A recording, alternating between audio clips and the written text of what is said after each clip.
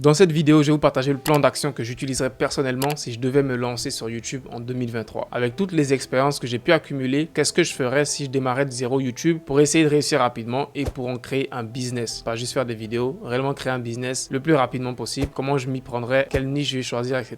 Je vais vous partager un plan d'action dans cette vidéo-là. Donc abonne-toi si ce n'est pas déjà fait, lâche-moi un gros pouce bleu et let's go. Le premier point que je ferai avant de me lancer, c'est de me former, tu vois. Soit me former avec des vidéos gratuites qu'il y a directement sur YouTube, avec tous les tutoriels de tous les youtubeurs, ou soit acheter une formation YouTube. Donc ça dépendra des personnes. Donc moi, si je me lance, que j'ai un budget, je vais prendre une formation. Si j'ai pas de budget, je vais juste me former avec les vidéos gratuites qu'il y a sur YouTube. Et le but de ça, c'est de réellement connaître même YouTube avant de me lancer. Connaître comment on fait des titres, connaître comment on fait du montage vidéo, connaître comment scripter des vidéos, etc. Avoir les bases avant même de me lancer pour être sûr que je sais ce que je fais, je sais où je vais et j'ai un réel plan d'action. C'est ça le plus important, avoir un réel plan d'action. Je vais pas juste avoir un boost de dopamine parce que j'ai vu la vidéo d'Ibrahim où il disait qu'il a gagné 100 000 euros. Je vais me dire, ok, demain je lance ma chaîne, je fais 5 vidéos, etc. Et après j'abandonne. Ça sert vraiment à rien. Faut avoir un vrai plan d'action. Je me dis, ok, j'ai vu une vidéo, ça m'a motivé. Maintenant, je vais aller me former. Je vais voir exactement ce que je veux faire. Je vais voir la niche où je vais me lancer, etc. Et je vais mettre un plan d'action, de nombre de vidéos, d'une stratégie, comment je vais monétiser avant même de me lancer. C'est-à-dire que tout ça sera clair dans ma tête. Je saurai où je vais, quel genre de niche je veux faire, quel genre d'audience je veux créer, quel genre de monétisation je veux créer sur le futur, etc.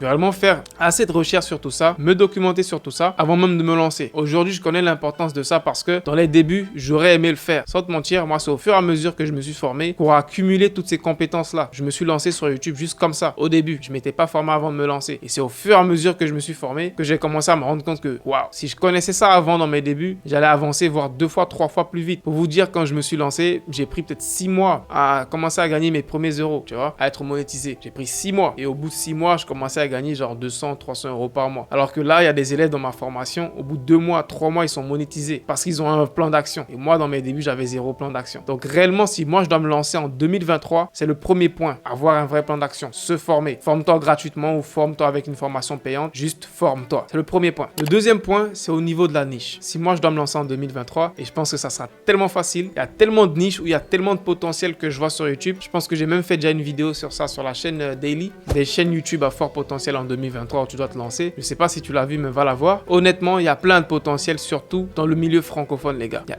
énormément de valeurs qui manquent sur YouTube. Chez les anglophones en anglais, chez les américains, etc. Ils ont déjà tout fait. Ils ont déjà tout inventé, frère. Donc venir là-bas, venir créer quelque chose, frère, tu seras le numéro 10 000. Mais alors que dans la francophonie, il y a tellement d'informations qui manquent. Je te donne un exemple. Si tu veux te lancer dans le business de l'affiliation, si tu veux te lancer dans le business de Amazon KDP, je sais pas quoi, si tu veux te lancer dans le business de, je sais pas, du e-commerce en Afrique, du dropshipping en Afrique, il n'y a pas assez de contenu qui t'explique comment faire ça. Et quand j'ai du contenu, c'est du contenu vrai, sérieux, qui va réellement t'apprendre quelque chose. Pas juste des vidéos ramassis de théorie où t'apprends rien du tout. Et il y a un gros gap dans le marché francophone, les gars. Et moi je vois ça, mais frère, les gars, tu peux pas tout faire. Je vais pas aller lancer 10 000 chaînes YouTube et parler de 10 000 sujets, même si je pourrais le faire. Pour vous dire qu'il y a plein de compétences, que ce soit le montage vidéo, que ce soit le design, etc. Il y a plein de compétences sur YouTube qui sont recherchées. Des gens cherchent ça, mais il n'y a pas grand monde qui le fait. Donc si je dois me lancer dans une niche en 2023, je vais choisir une niche où il y a un fort potentiel. Le business en ligne, très fort potentiel, même si c'est assez concurrencé. Pour un débutant, je vais pas forcément te conseiller le business en ligne en général. Je vais plus choisir une sous-niche du business en ligne. Si c'est le e-com, si c'est YouTube, si c'est le blogging, si c'est Amazon, bref, choisis une sous-niche du business en ligne. Tu auras beaucoup plus de chances par rapport à juste faire du business en ligne en général parce que là, c'est très concurrentiel, surtout pour un débutant. Je vais choisir une niche et selon moi, la niche en ce moment où je vois le plus de potentiel, où je peux me lancer, où il y a assez de recherche aussi, c'est honnêtement, c'est le business en ligne en Afrique, tout court. Il y a des gars qui font ça, hein, honnêtement, mais je trouve pas ça pertinent, honnêtement. Je trouve qu'il y a toujours encore une demande pour ça. Si je vais sur YouTube, j'écris business en ligne en Afrique, je verrai des vidéos, je verrai des trucs, mais honnêtement, la majorité de ces vidéos, quand tu les regardes, il n'y a vraiment rien de pertinent. À part les vidéos d'Ibrahim Kamara. Mais les autres, il n'y a vraiment rien de pertinent. Donc, il y a encore une grosse demande pour des vidéos sur comment faire du business en ligne en Afrique avec des stratégies qui marchent vraiment. Pas que de la pure théorie. Comment je fais pour avoir PayPal quand je suis en Afrique? Comment je fais pour avoir des moyens de paiement? Comment je fais pour faire du dropshipping en Afrique? Comment je fais pour créer des sociétés, Stripe, etc. Il y a une vraie demande pour ça. Pour des trucs pratiques, tu vois, des trucs qui marchent réellement. Pas de la théorie qui va te dire tu peux faire du e-commerce en Afrique alors qu'il va pas t'expliquer que tu dois créer une société société offshore pour pouvoir le faire, tu vois. Pas juste cette théorie, parce que ce genre de théorie-là, elle est remplie sur YouTube. Mais réellement, le business en ligne en Afrique, cette niche, il y a un gros potentiel. Si tu peux te lancer dedans, que tu as des connaissances théoriques à partager aux gens, fais-le. Si moi, je devais me lancer en 2023, c'est ce que j'allais faire, parce qu'il y a un gros potentiel. Ensuite, troisième point de mon plan d'action, c'est que je vais m'inspirer des meilleurs. Je viens pas ici pour réinventer la roue, surtout dans les débuts. Dans les débuts, tu réinventes rien du tout. Tu viens, tu vois les meilleurs, tu essaies de faire pareil, tu essaies de rajouter ta sauce et tu pourras sortir du lot, avoir des vues, avoir du trafic, etc. au fur et à mesure. Parce que il y a un truc que la majorité des gens ignorent ou oublient, c'est sachez que rien n'a été réinventé dans le monde, ok? L'iPhone, prends un exemple sur l'iPhone. Steve Jobs, avant d'inventer l'iPhone, il y avait déjà des téléphones qui existaient, n'est-ce pas? Il a vu les téléphones qui existaient, il a vu ce qui marchait dedans, il a amélioré, il a créé son iPhone. Il n'a rien inventé, il a juste transformé quelque chose. Quoi d'autre? Pareil pour les ordinateurs, les MacBooks. Avant qu'il y ait des MacBooks, il y avait des Toshiba, ok? Donc Steve Jobs n'a pas inventé les ordinateurs ou je sais pas quoi. Donc il n'y a rien qui a été vraiment réinventé. Tout le monde, tout inventeur dans le monde s'est inspiré de quelque chose pour le créer. Donc même lui qui a inventé l'électricité, forcément il s'est inspiré des études de quelqu'un pour inventer l'électricité. Pour te dire que la création commence par l'inspiration. Tout le monde le sait, tous les artistes le savent, tous les musiciens le savent, tous les peintres le savent. Chaque artiste sait que pour quelque chose, tu t'inspires de quelque chose. C'est pareil dans le business, surtout dans le business. Tous les gros business qui sont en France, dis-moi un nom, je te dirais la grosse marque sur laquelle ils se sont inspirés en France. Tous les gros business qu'il y a en France, sache qu'il y a déjà un gros leader aux États-Unis sur lequel ils se sont inspirés. C'est très connu. Donc si toi tu veux te lancer dans l'entrepreneuriat sur YouTube, peu importe, garde ça en tête. Ok, tu t'inspires de ce qui marche, tu rajoutes ta sauce et tu fais quelque chose de nouveau. Si je me lançais en 2023 sur YouTube, c'est la niche que j'allais choisir, le business en ligne en Afrique. Et ensuite, j'allais voir un peu dans cette niche-là qu'est-ce qui marche. Ce qui marche, c'est genre 5 idées de business en ligne à faire en Afrique, c'est des idées de business en ligne à faire avec 10 000 francs, 10 choses à savoir sur le e-commerce en Afrique, tu vois. Je vais m'inspirer de ces vidéos qui marchent bien à propos du business en ligne en Afrique, défi e-commerce en Afrique d'Ibrahim Kamara. Bref, je vais m'inspirer de ces vidéos-là et moi, derrière, je vais rajouter ma touche personnelle et selon moi, la touche qui manque un peu dans ces vidéos-là, c'est de réellement partager des informations pratiques. C'est-à-dire que quand quelqu'un sort de ma vidéo, après avoir regardé ma vidéo, tu peux directement passer à l'action et faire quelque chose. C'est ça, selon moi, le but d'une vidéo quand je la fais. C'est pas juste faire une vidéo, je vais te partager plein de théories que sûrement moi, j'ai jamais expérimenté. Je sais même pas si ça va marcher pour toi, mais je te dis, tu peux faire du e-commerce en Afrique, tu peux faire de l'affiliation en Afrique, etc.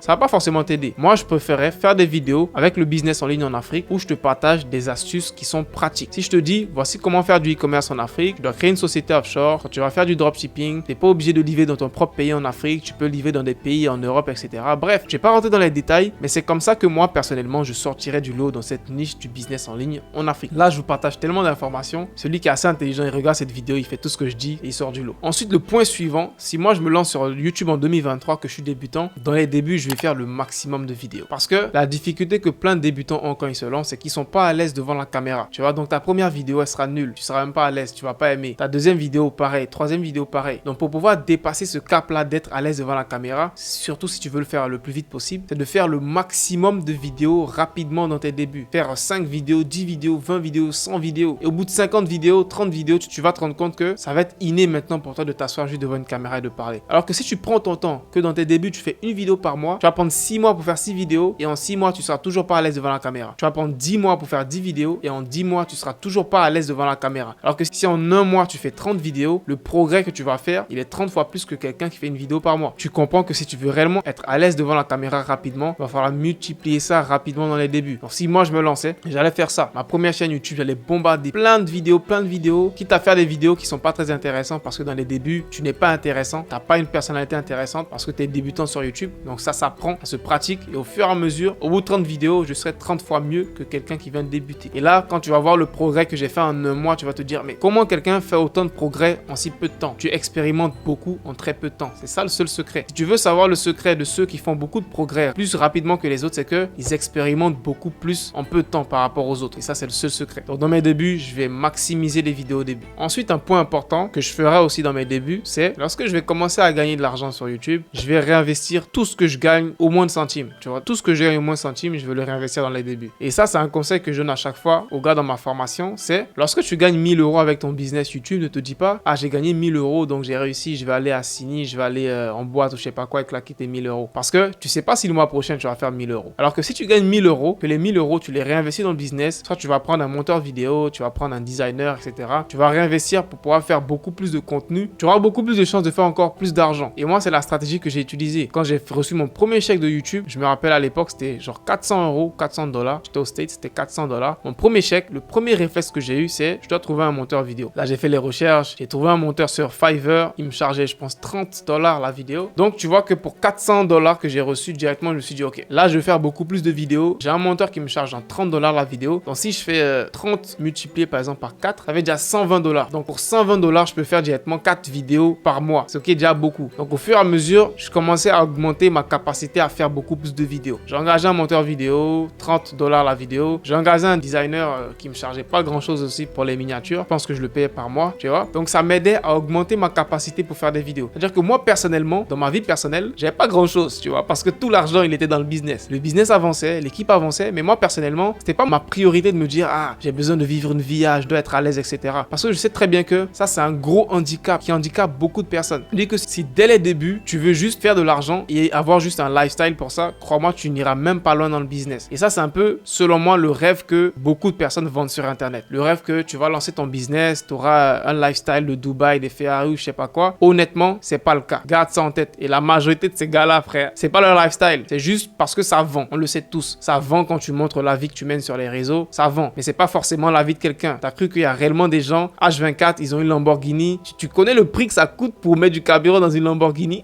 Tu crois réellement que ton youtubeur préféré, il roule en Lamborghini 24 heures sur 24? Honnêtement, pose-toi les bonnes questions. Tu vois? Ça vend juste ce genre de mode de vie sur Internet. Mais garde en tête que si toi tu te lances et que c'est ta priorité, tu te dis, je commence à faire mes 1000 €, je dois avoir un lifestyle, tu n'iras pas bien loin. Tu dois être prêt à te sacrifier pendant 1 an, 2 ans, 3 ans. Faire de l'argent, réinvestir, faire de l'argent, réinvestir avant de pouvoir arriver à un stade où le business est assez passif, il y a de l'argent, il y a du cash flow et tu peux te permettre certaines choses, tu vois. Et quand tu regardes l'histoire de plein d'entrepreneurs sur Internet, ils te diront cette partie-là, qu'ils ont passé peut-être 5 ans à travailler dur sans pour autant pouvoir avoir le lifestyle qu'ils souhaitent parce que la priorité c'était de faire grossir le business. Donc garde ça en tête. Si moi je devais me lancer en 2023, j'allais tout le temps réinvestir l'argent du business pour grossir rapidement et de ne pas stagner. Parce qu'il y a plein de youtubeurs que je connais personnellement qui sont plus gros que moi, ils ont des plus grosses audiences que moi, mais ils n'ont pas forcément le même niveau que moi. Parce qu'ils se disent, j'ai fait de l'argent, je vais aller en vacances, après je vais aller au Maroc, je vais aller à Marrakech, etc. Ils kiffent un peu leur vie, mais derrière leur business, ils n'avancent pas. Parce que le business et les abonnés, c'est deux choses différentes. Tu peux voir quelqu'un qui a 1 million d'abonnés, mais derrière, il galère, il a juste un monteur vidéo, il a juste un petit designer, il galère pour réellement avoir même une vraie équipe et un vrai business. Donc selon moi, si je devais me lancer en 2023, ça allait être ça ma priorité, réinvestir tout l'argent que je fais. Dernier point de la vidéo, si je devais me lancer sur YouTube en 2023, je pense que c'est aussi complémentaire, c'est en plus d'au fur et à mesure réinvestir l'argent de mon business, je vais aussi penser long terme et réfléchir dès le début à comment je vais créer une équipe pour pouvoir avoir un business sur le long terme qui sera vraiment passif. YouTube, ça peut pas être 100% passif. Il y a des moyens, il y a réellement des moyens pour que ce soit 100% passif. Si genre tu crées une équipe et des gens qui font des vidéos pour toi, je te prends un exemple, par exemple un gars comme MrBeast. Aujourd'hui, si MrBeast le veut, peut rendre YouTube complètement passif. Parce que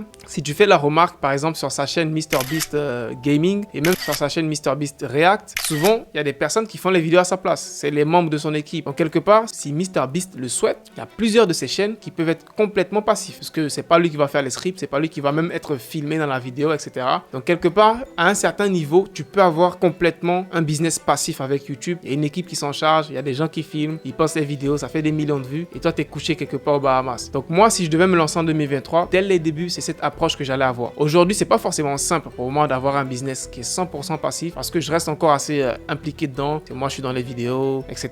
Le business tourne autour de moi. C'est moi, je prends pas mal de grosses décisions, etc. Donc honnêtement, aujourd'hui, pour moi, à ce niveau-là, c'est difficile de pouvoir dire que c'est 100% passif parce que je suis encore dans les vidéos. Je participe encore à l'organisation du business parce que c'est encore assez fraîche. Je suis pas au niveau où je peux me dire non, moi je disparais et tout le monde prend les décisions, tout le monde est coordonné. C'est pas du tout le cas. Donc moi, à mon niveau, c'est encore difficile. Mais si je devais me lancer sur YouTube en 2023, j'allais dès les débuts avoir cette approche long terme de me dire comment je veux que dans 5 ans ou dans 10 ans, ce business puisse tourner sans moi. Parce que selon moi, c'est réellement le vrai point de l'entrepreneuriat. C'est-à-dire que tu veux pas travailler pendant 40 ans en étant entrepreneur. Tu veux te sacrifier pendant 5 ans, voire 10 ans pour être sûr que quand tu termines ça, après, tu touches plus au business, mais le business il tourne, il y a l'argent qui rentre, c'est coordonné, il y a une équipe, etc. et tu peux disparaître. Voilà, c'est la fin de la vidéo. Mets-moi un gros pouce bleu si tu as kiffé comme d'habitude et on se retrouve à la prochaine vidéo. Lâche aussi un commentaire. Allez, peace out.